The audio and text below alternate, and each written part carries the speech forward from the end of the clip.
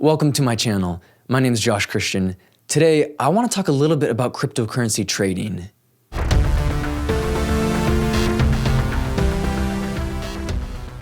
So in case you're unaware or have been living under a rock for the past few years, cryptocurrencies are taking over the payment system all around the world. The word crypto in this case comes from the term cryptographic hash. Most of the digital currencies in existence today, not all of them, but most of them employ something called the cryptographic hash function, which means they can be mined using processing power. The cryptographic hash is broken when a computer system is able to solve a mathematical problem.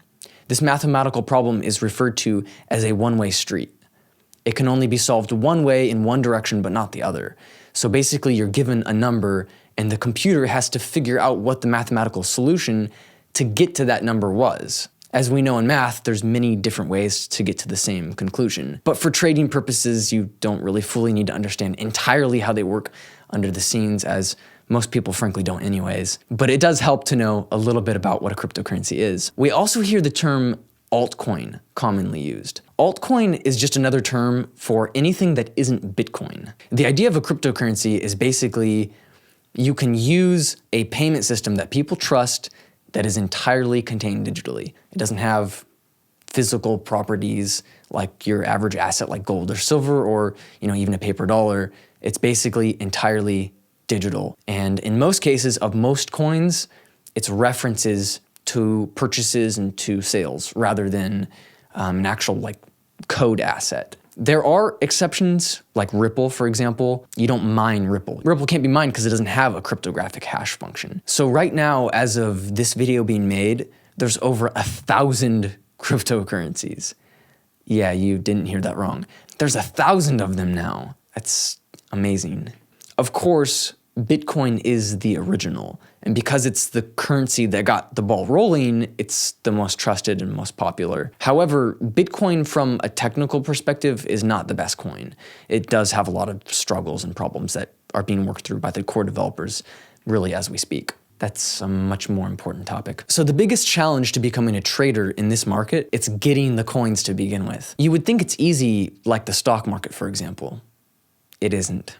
The most difficult aspect of it is that you have to buy Bitcoin first. You can't just go buy Ripple, you can't go buy Verge, you can't go buy any new coin that comes out. You have to buy Bitcoin from a main exchange like Coinbase or CoinMama or Kraken or any exchanges that sell Bitcoin. You have to buy it from those places and then you trade the currency into whatever you're going into. So if you want to buy Ripple, first you buy Bitcoin and then you go to an exchange and you exchange the Bitcoin for the Ripple. There's really no direct way to buy Ripple. There's no direct way to buy HTML coin or any of the 1,000+ coins on the market. This is a problem for a lot of people that want to get into trading because Bitcoin right now is so difficult to get your hands on. It is extremely difficult to buy right now. Even if you do go to Coinbase or CoinMama, a lot of times these sites are either down or they don't work or they have terrible authentication and you can never get your account verified or a number of other problems. And a huge problem that these Bitcoin sellers are having right now is that they don't have enough Bitcoin to sell you. It's a bottleneck. They can't get enough to meet market demand. In part, this is what's driving the price of Bitcoin to such ridiculous levels, and that's a good thing if you're a Bitcoin investor, but it sure makes it hard to get. It could take you anywhere from a week to a year just to get one Bitcoin, depending on how much money you have, depending on how much you're buying at a time, and of course, the access in your country and in your state and area to Bitcoin itself. In some areas, they have vending machines where you can actually go and buy Bitcoin, but even these machines are running out of Bitcoin at this point. So really, there's no perfect solution yet to purchasing Bitcoin, but I'd say market entry right now is by far the most difficult part of getting into the markets and trading. One of the big things that you have to understand about trading before you get into it is that trading cryptocurrencies is not a lot different than stocks. Honestly, it is really easy to lose money. These things are volatile. They go up fast. They go down fast. You have to expect that. And everybody loses. There is no trader in this world who wins every trade. All of the traders lose. Even the best, even the biggest, even the wealthiest, they still have losses. So before you get into this, you need to be sure you're willing to lose some money, because you will lose money, and your best lessons in trading are gonna be the most expensive ones. It's the ones you really pay for in the end. Don't expect to just jump into this with a simple algorithm or studying charts or patterns and automatically, boom, you're gonna make money. It just doesn't work that way. You have to lose to win. And in general, a good trading ratio would be you win 60 wins to 40 losses. And basically what that means is for every 10 trades that you make, you'll make money on 6 of them, and you'll lose money on 4 of them. That ratio changes constantly. Sometimes you'll lose 10 bets in a row. Sometimes you'll win 30 in a row. It just depends. But if you do make smart and good investments, you can make money doing this. Don't go into it naive though and think that you're just gonna make millions of dollars off the bat, because that just isn't the way that it works. So there's a really famous saying in the world of stocks: buy when there's blood in the streets. That same principle absolutely applies to the cryptocurrency trading markets. When you see a coin heavily dump, a lot of times it's a really good time to buy. Sometimes you have to wait a little bit and wait till they consolidate at a lower level, but almost always, with almost every coin that exists, when that coin dumps heavily in price, you can jump in and you can make money. When I say almost always, what I mean is if you buy at the bottom, it's always gonna go up and you're always gonna make money. The difficulty is not assuming if you buy at the bottom, you're gonna make money. The difficulty is finding the bottom. Just because a currency is going down or has gone down for a day or 2 days or 3 days doesn't mean it's hit its bottom yet. Sometimes you'll see really hard line drops, vertical 90-degree drops for a while, and you'll buy thinking, oh, that's the bottom, and it'll keep going down, and it'll channel for a while. And you might be out of money for 6 months or more. It just depends on the currency, depends on the context. You should also do your research to make sure there's no controversy surrounding the coin. That can for sure heavily deflate prices. So do watch out for that. Finding the bottom can be the most difficult part of any trade. So the best advice that I give to people to really search out that bottom and find it is really this: find a mountain and buy on the other side. Here's a quick graph on the screen to show you what I mean. So what I wanted to do was show everybody an example of a mountain that builds up and then it collapses on itself and it slowly makes its way back up, and you can make money off of the tops and bottoms of these. So what was happening is kind of this area, mid-November, all the way up to November 29th, we saw a very slow and gradual and large increase in the value of Bitcoin. And it created this sort of upwards mountain. And then it started to come down. It came down a lot, came down a little bit more, kind of staircased itself down to here. This right here is the other side of the mountain. This is the best place to buy with any coin or any currency, because if you buy right here, you can ride it all the way back up. And what's happening here is we've seen Bitcoin here, which is 11,200 at this particular stage on November 29th. And because it's gone there, you know it can go there again. Whenever a stock or cryptocurrency goes somewhere, you know it's possible for the coin in the future to repeat that behavior. That doesn't guarantee it will, but it's a good opportunity. So then we see it go down, and we know it's undervalued now because we saw it very slowly build up to this mountain. So we know down here it's undervalued, it crashed hard, and we know it can make its way back upwards. So this is where you want to buy. You always want to look for the other side of the mountain. You can buy here and make money, but there's always a good chance it'll just go down or not do exactly what you expected. Right here, we always know it's gone here before. It can do it again. It's the safest place to buy in general. In fact, I think if we zoom forward a bit, we see it repeated again. Here it is again. Builds up a mountain, comes down. You could have bought here. You could have bought here. And eventually, as it goes back upwards, you make your money back. All the way up. You ride it back up. That's the best way to make money in cryptocurrency trading. When people are new to trading, they assume that when a coin is going up in value, that's the best time to buy. But if the coin's already rising in value, you've probably missed the boat at this point. The best time to buy is after a coin has gone down significantly in value and it's undervalued, or if you see a coin and you think, oh, this is a new technology, this is gonna go somewhere, it might be a good idea to long-term invest in something like that. Sometimes you'll see cryptocurrencies trading in channels. This is another really great opportunity to make money. When you find a coin like that, that's your bread and butter. That's the thing that makes you the money. Find that coin, whatever it is for you, jump into that and stay in that for a while and see what happens. It's good to study the coins first and watch them for about a month, see what happens, see what their patterns are. With time, you'll get better at seeing the trading patterns. After probably about a year or two, you'll really start to have a feel for whether a coin's going up or whether it's going down or whether it's trading in a channel now. So for now, as your first beginner experience, it would be incredibly smart to just trade with a small amount of money. Take $100, trade it up to 1,000, or if you lose it, who cares, it's $100. The best lessons are the ones you pay for. So it's best to pay for those lessons with as small amount of money as possible. One of the things I want to talk about are the general purpose trading patterns. This is a quick site I've got here. I'll leave the link down below in the description, so go ahead and click on that if you're more interested in learning about this. These are basically the 13 most basic trading patterns, like the pennant, the cup and handle, the triple bottom. The ones we're really looking out for are the bullish symmetric triangles. These you should for sure study. Sometimes you see rounding bottoms, but not too often in cryptocurrencies. This is the big one here, double tops, and down here. You do actually see these quite often in the world of crypto trading, and you do need to be aware of, at the very least, a few of these. So if you want to research more about it, I highly suggest this website just for a quick beginning. And if there's any pattern you want to learn more about, you go ahead and just Google the pattern itself, and it'll take you to Investopedia. You can go there.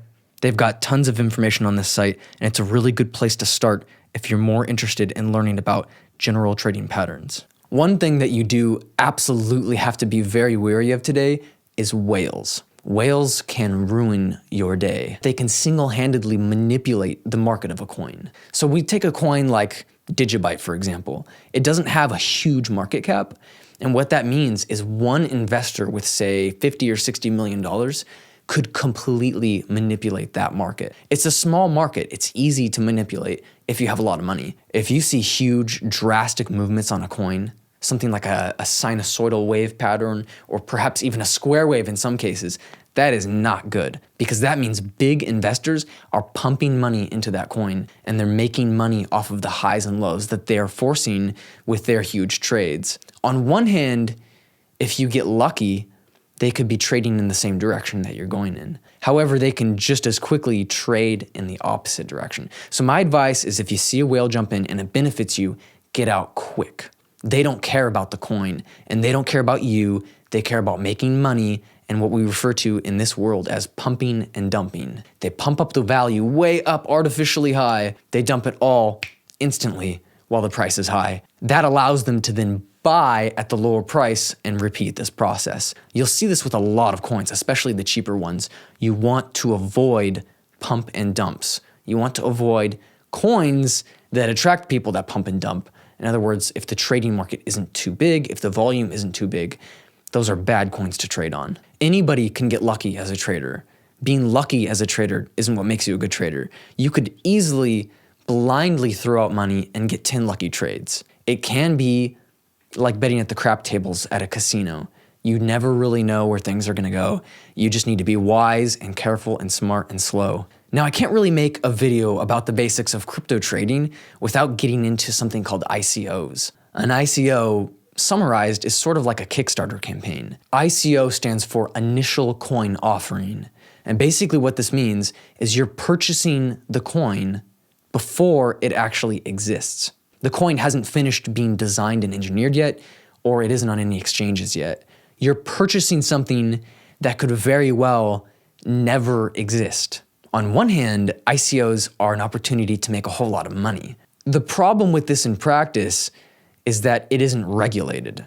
There could be somebody who comes out with an idea for a coin and they sell the idea, but they never make the coin and they run off with the money. Similar to Kickstarter, where many famous campaigns have taken money and run, that can also happen with ICOs. So I do advise, in general, not investing in ICOs unless it's from trusted people, a trusted company or somebody that has been involved in maybe the development of other coins and they have developed a reputation. It's really just not a good idea long-term to invest in too many ICOs. I say wait for them to come onto the exchanges and let them develop their own natural trading patterns, which for you as a trader ends up being a whole lot more trustworthy because now you're using history to dictate where the coin could be or what it's worth rather than just using what people say or some marketing scheme to throw your money at. Another issue we see with ICOs is many ICOs, especially now, are requiring you to buy $50,000 to $100,000 worth of their coin. This, in my opinion, is a huge red flag. Stay away from those. ICOs are a fast way to lose everything. One big thing about trading in cryptocurrencies is to always remember to let your winners ride. When you finally do find the other side of the mountain and you do buy at a low, don't sell too soon. It's the most common mistake that traders make, even experienced traders, is buying at a great price, watching it go up, getting excited, and taking profits too soon. Sometimes you just have to let your winners ride and you have to let your good choice be a good choice and make money on it. One of the things I've noticed over the past couple of years especially, there's something called a market exodus.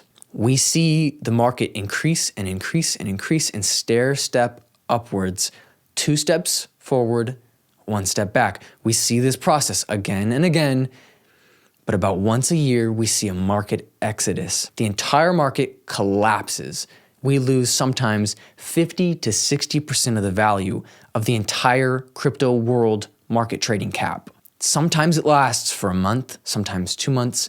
Last year in 2017, we had a huge market slump. The markets just went down every single day. We went from a $200 billion market cap to something like a $70 billion market cap. It lost an incredible amount of value. And everybody was saying, the bubble has popped, it finally burst.